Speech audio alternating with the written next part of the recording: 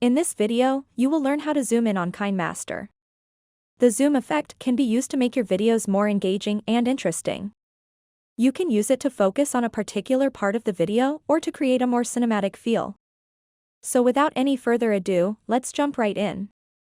To get started, first open up the KineMaster app, and then let's create a new project. And then I'm going to import a clip into my timeline.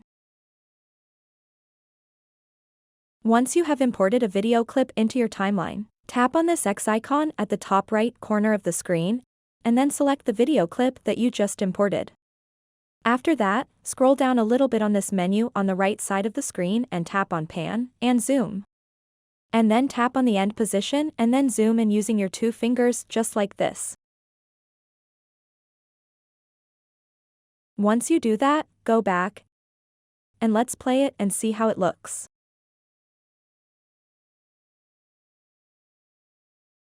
As you can see, it zooms in on the video.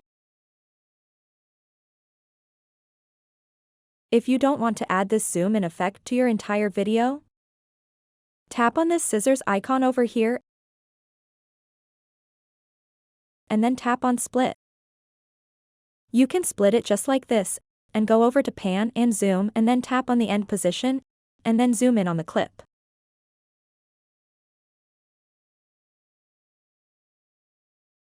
Now let's go ahead and play this to see how it looks.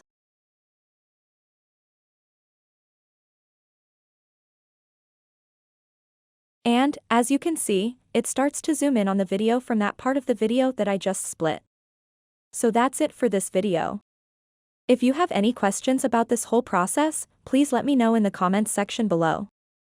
And if this video helped you out, please give it a big thumbs up and subscribe to this channel for more tutorial videos like this one. Thank you so much for watching and have a good day.